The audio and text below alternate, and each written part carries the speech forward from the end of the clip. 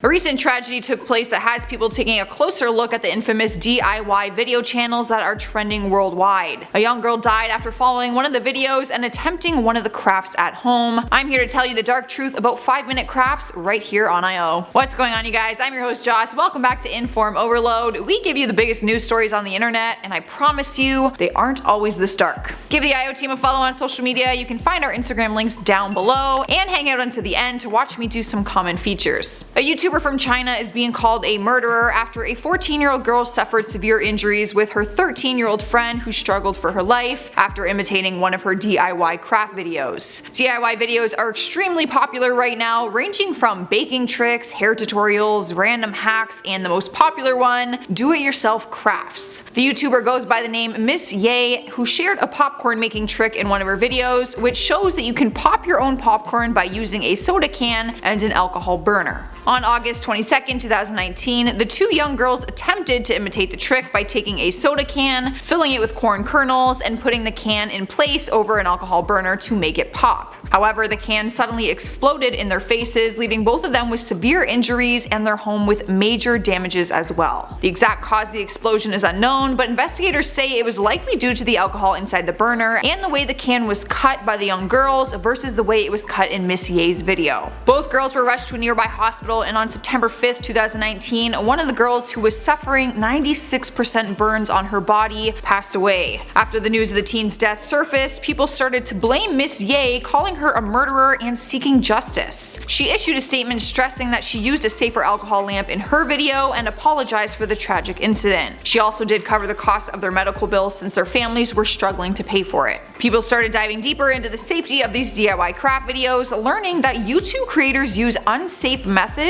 as long as it gets them more views, which obviously means more money. A YouTube channel called How to Cook That tried out a few of the DIY video suggestions to see how safe and realistic they really are. She tried something as simple as burning a Werther's caramel on a burner on high for 2 minutes, like one video suggested to do. The caramel burned and started to smoke, which shows that they should not be suggesting things like that. Another DIY hack raised attention after a video suggested using toothpaste on a burn to help with healing. Colgate came forward and issued a statement warning people not to put toothpaste on the burn and said that it can actually cause more harm. They do not want people using their toothpaste to treat any kind of cut or burn. So, who is to be held responsible for all of this? Is it the YouTube platform? Is it YouTube in general? Or is the viewer the only person to blame? Authorities have cleared up that these type of videos do not violate YouTube's policies and have the right to be posted and remain on the channel platforms. They say that viewers are watching the videos at their own discretion, and as for the DIY craft instructions, most YouTubers do give warnings while sharing the instructions and that they are not responsible for the viewers' actions. The dark truth behind these videos is that a lot of them aren't safe, but they are still being created and earning YouTubers some big money. The reality is that a lot of children turn to YouTube as both entertainment and a learning source. When they see that they can build or create something on their own, that's exciting for them, so they follow the video and they try to replicate it. Adults do it too, but obviously as an adult, we have more knowledge on safety precautions than a child would. Is it fair that these videos are telling viewers to do things that could possibly harm them? Share your opinion with me down in the comments. To end this video on a more uplifting note, let's send out some positive vibes and do some comment shoutouts from my last video. Elsa has a girlfriend in Frozen 3. That is me.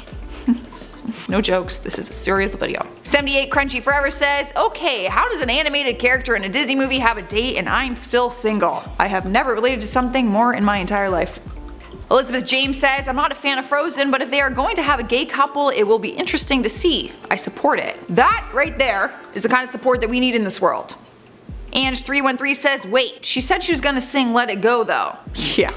I was being so sarcastic. I'm not gonna sing Let It Go, and trust me, that is a blessing. Ask Chris. I sang a little bit for him and it was brutal. Lord Freezer says, why are adults fighting over a cartoon character being gay? Because adults get offended over everything these days, and they like to fight on the internet. On that note, I am taking off. Leave a like, comment, and subscribe so you can stay in the loop and hang out with us every day. That sounds fun, doesn't it? Yeah. You can keep watching more of our videos by clicking the playlist on your screen. It is right over here. I'm your host Joss, and I will see you in a future video.